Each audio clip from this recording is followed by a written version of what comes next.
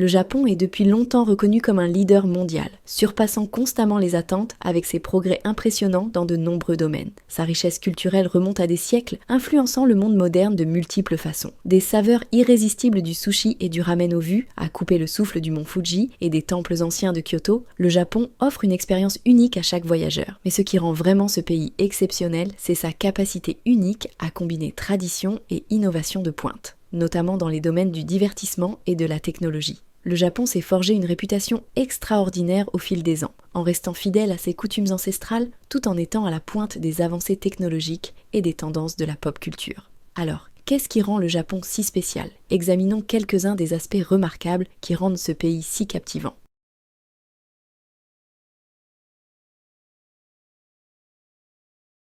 Le succès de Domo et Hello Kitty a ouvert la voie à la culture des mascottes qui est aujourd'hui profondément enracinée dans la vie quotidienne au Japon. Ces mascottes, connues sous le nom de Yuruchara, vont bien au-delà de simples personnages mignons. Elles constituent une force culturelle et économique puissante, intégrée au tissu même de la société japonaise. Chacune des 47 préfectures du Japon se vante fièrement d'avoir au moins une mascotte. Certaines régions, comme Osaka, comptant une impressionnante gamme de plus de 40 mascottes, représentant des sites locaux, des événements et des produits régionaux. Ces figures adorables ne sont pas simplement conçues pour susciter des sourires, elles portent une valeur émotionnelle et économique importante, agissant comme des symboles de la fierté communautaire et favorisant un sentiment d'identité régionale. Un exemple marquant est Kumamon, la mascotte joyeuse de l'ours de la préfecture de Kumamoto. En seulement 2 ans, Kumamon a réussi à générer $1 milliard supplémentaires pour l'économie locale, démontrant le potentiel financier incroyable que les mascottes peuvent débloquer. L'une des contributions les plus notables du Japon à la culture populaire est ses mascottes bien aimées, connues sous le nom de Yuruchara. En 1998, la NHK, l'Organisation nationale de radiodiffusion japonaise, a organisé un concours pour créer un personnage pour son 10e anniversaire. Le résultat, Domo, une créature marron excentrique, est rapidement devenue la mascotte officielle de la NHK. Ce moment a marqué le début de la fascination du Japon pour les mascottes. Hello Kitty, une autre figure emblématique, a également joué un rôle clé dans ce mouvement culturel. En 2008, elle a même été nommée ambassadrice officielle du tourisme du Japon, montrant à quel point ces mascottes peuvent être influentes, tant au niveau national qu'international. Mais la culture des mascottes au Japon ne s'arrête pas là. Ces personnages sont devenus une partie essentielle de la vie quotidienne. Les mascottes représentent des communautés, des produits et des événements, ajoutant une identité et un charme à chaque région. Ces personnages adorables rassemblent non seulement les gens, mais jouent aussi un rôle crucial dans le développement du tourisme et des économies régionales. Des mascottes comme Kumamon, l'ours représentant la préfecture de Kumamoto, ont généré des revenus énormes pour leur région, prouvant ainsi que ces personnages mignons ne sont pas simplement des gadgets amusants, mais un phénomène culturel profondément ancré dans la société japonaise. L'obsession du Japon pour la mignonnerie, connue sous le nom de kawaii, transcende les âges et séduit aussi bien les adultes que les enfants. L'engouement pour les Yuruchara va au-delà du simple divertissement. Elles sont devenues essentielles dans divers secteurs, du tourisme aux relations publiques, en passant par le marketing de produits locaux. L'amour pour ces mascottes est profondément enraciné dans la connexion émotionnelle du Japon avec les personnages non humains, qui trouvent ses origines dans les croyances polythéistes anciennes et le folklore. Ce lien historique avec les esprits et les dieux incarnés dans les animaux et les objets a posé les bases d'une culture où les mascottes ne sont pas simplement des outils promotionnels, mais sont considérées comme des représentantes des communautés et de nobles causes. Cependant, la créativité japonaise ne s'arrête pas aux mascottes. Une autre forme d'art unique au Japon est l'art des rizières, où les champs de riz sont transformés en d'énormes toiles vivantes. Cette pratique fascinante consiste à planter différentes variétés et couleurs de riz dans des motifs minutieusement planifiés, pour créer des images à couper le souffle directement dans les champs de riz. La tradition a commencé en 1993 dans le village d'Inakadate, dans la préfecture d'Aomori. Cherchant à revitaliser leur petite communauté et à honorer leur histoire de 2000 ans de culture du riz, les villageois ont transformé un simple champ de riz en une œuvre d'art gigantesque. En utilisant 4 types de riz différents, ils ont créé une immense image derrière la mairie. Et le résultat a été un succès retentissant. Des visiteurs sont venus de partout pour admirer cette forme d'art naturel spectaculaire.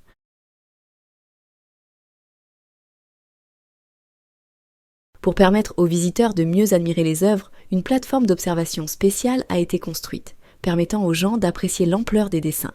À mesure que cette forme d'art a gagné en popularité, de plus en plus de touristes ont afflué vers ce petit village. En 2006, plus de 200 000 visiteurs sont venus découvrir l'art des rizières par eux-mêmes. Inspirés par Inakadat, d'autres villages, comme Yonezawa dans la préfecture de Yamagata, ont rapidement suivi l'exemple, faisant de l'art des rizières un phénomène répandu dans tout le Japon.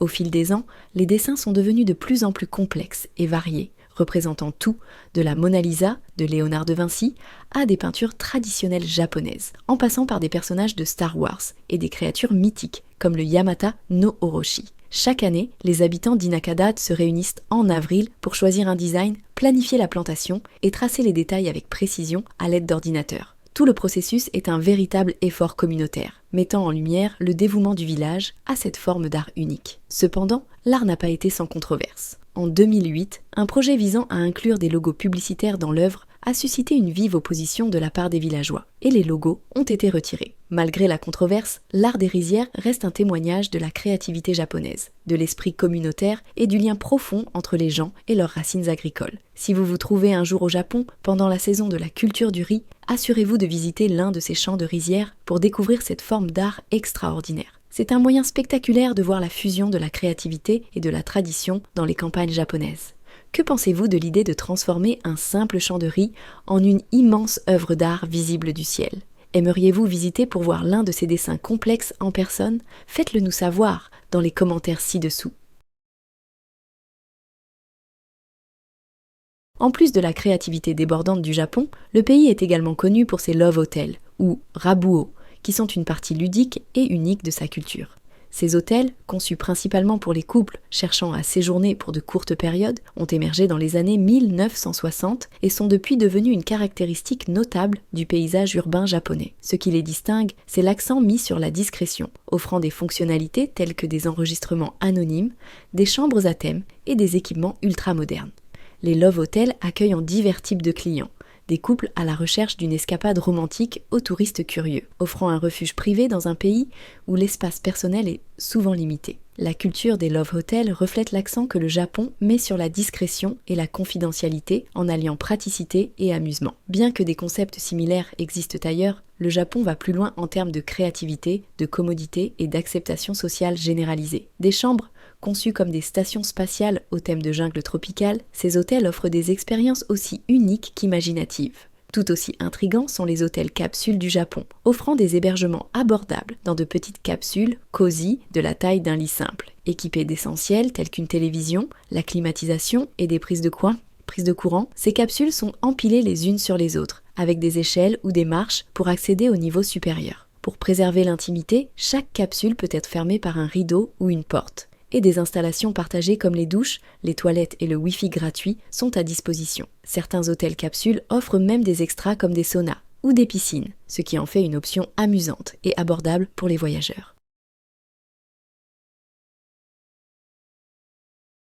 Le concept des hôtels capsules est extrêmement économique, avec des tarifs variant entre 20 et 36 $ par nuit. Initialement populaire auprès des salarymen qui manquaient le dernier train et avaient besoin d'un endroit rapide pour se reposer, ces hôtels compacts ont désormais conquis un large public parmi les touristes et les voyageurs à petit budget. De nombreux hôtels capsules ont introduit des étages ou des sections réservées aux femmes, s'adaptant ainsi à une clientèle plus diversifiée. Offrant un hébergement amusant et abordable, les hôtels capsules ont gagné en popularité bien au-delà du Japon et se retrouvent désormais dans des villes du monde entier. Lorsque vous arrivez au Japon, en particulier à Tokyo, l'une des choses les plus frappantes est le nombre impressionnant de distributeurs automatiques qui bordent les rues. Le Japon compte plus de 4 millions de distributeurs automatiques, dont environ 2 millions sont exclusivement dédiés qu'aux boissons. Ce qui rend ces machines fascinantes, ce n'est pas seulement leur omniprésence, mais aussi l'incroyable variété d'options qu'elles offrent. Outre les boissons classiques comme l'eau, le café et les sodas, vous pouvez y trouver des articles uniques tels que la soupe de maïs sucré, le bouillon de crevettes et même du curry indien.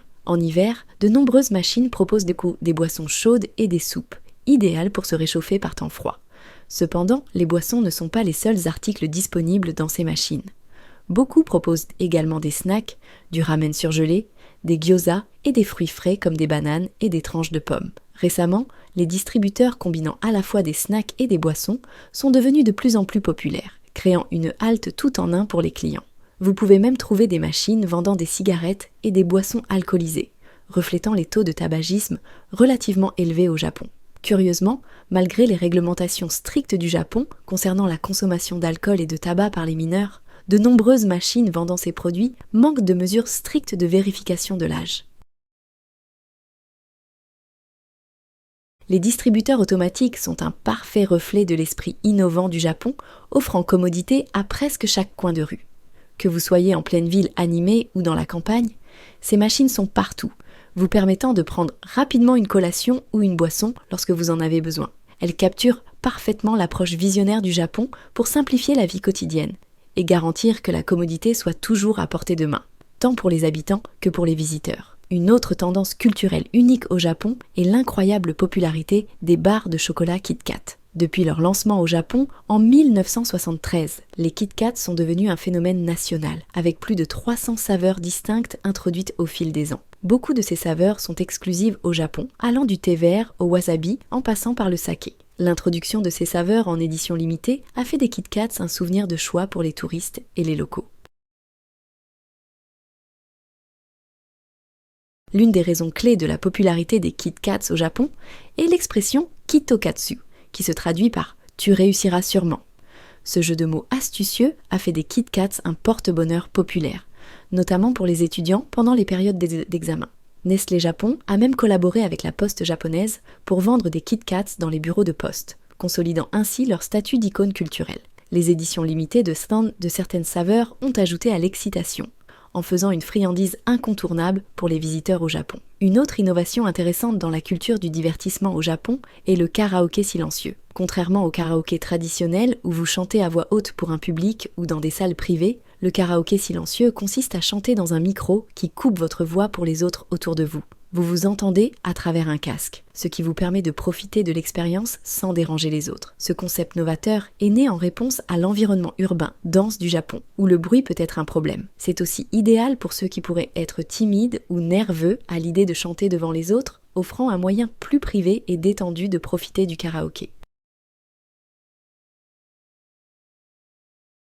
Le karaoké silencieux a connu un essor pendant la pandémie de Covid-19, alors que la distanciation sociale et la réduction du bruit dans les espaces partagés devenaient plus importantes. Ce concept novateur illustre la remarquable capacité du Japon à adapter des activités traditionnelles aux besoins modernes, en mêlant divertissement et praticité d'une manière que seul le Japon peut maîtriser. La créativité et la fascination du Japon pour l'inattendu s'étendent également à son folklore, notamment avec ses créatures étranges et mythiques. L'un des yokai, êtres surnaturels, les plus inhabituels dans la mythologie japonaise, est Shirime, une figure bizarre avec un seul œil, là où devrait se trouver son anus. Le conte de Shirime remonte à la période Edo, entre le début du XVIIe et le milieu du XIXe siècle. Selon la légende, un samouraï a rencontré cette créature mystérieuse, qui l'a choqué en révélant sa caractéristique étrange. La première mention connue de Shirime provient du poète de haïkus Yosabuson.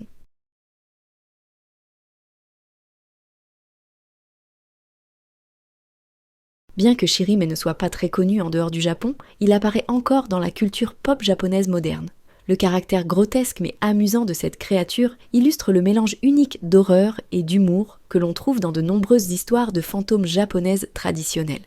La véritable signification de Shirime reste incertaine, bien que certains pensent qu'il pourrait s'agir d'une critique ludique de la vanité, ou simplement d'un conte absurde destiné à divertir. Dans la rue Takeshita du quartier de Harajuku à Tokyo, la culture des jeunes du Japon prospère dans un spectacle vivant de créativité et d'expression de soi. Ici, la mode va au-delà des vêtements. Elle devient une forme de rébellion et d'identité qui défie les normes sociales. Des styles comme le kawaii, qui embrasse une innocence enfantine avec des couleurs pastel et des accessoires mignons. Et le decora, connu pour ses couches audacieuses et ses innombrables accessoires, représente l'esprit audacieux et imaginatif qui définit la scène de la mode de Harajuku. Ces styles uniques ne se contentent pas de faire une déclaration de mode. Ils sont une incarnation de l'individualité et de la créativité, reflétant l'énergie dynamique de la culture des jeunes au Japon. D'autres styles, comme la mode Lolita, sont fortement influencés par les esthétiques victoriennes et rococo, mettant l'accent sur la modestie, avec l'incorporation de dentelles et de volants, pour créer une apparence de poupée. En revanche, le style Garou embrasse un glamour exagéré, avec du maquillage audacieux, des cheveux décolorés et une attitude rebelle. Parallèlement, le visual kei, inspiré par la musique rock japonaise, se distingue par des tenues théâtrales et androgynes, combinant souvent drame et individualité. Ces styles vestimentaires sont plus que de simples choix de vêtements. Ils sont des déclarations culturelles puissantes qui reflètent l'esprit dynamique des jeunes japonais et leur désir de se libérer des normes sociales. De la même manière que la rue Takeshita permet à la mode de devenir une toile pour l'expression de soi, les trains à thème du Japon transforment un trajet ordinaire en une expérience immersive au cœur de la pop culture.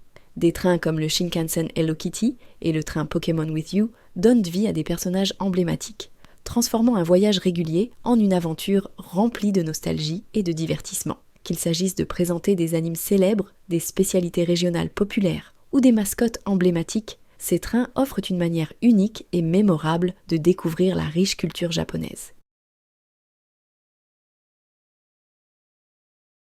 Des mascottes fantaisistes à l'art complexe des rizières, des love hotels ludiques aux hôtels capsules futuristes. La créativité du Japon s'étend à tous les aspects de la vie, qu'il s'agisse de distributeurs automatiques proposant des snacks insolites ou de Kit Kats aux saveurs que vous n'auriez jamais imaginées, de karaokés silencieux ou de créatures folkloriques mythiques. Le Japon mêle continuellement tradition et modernité de manière à captiver et surprendre. Si vous avez apprécié cette exploration de l'infinie créativité du Japon, n'oubliez pas d'aimer, de vous abonner et d'activer les notifications pour plus de contenu fascinant. Merci de nous avoir rejoints et nous vous retrouvons dans la prochaine vidéo.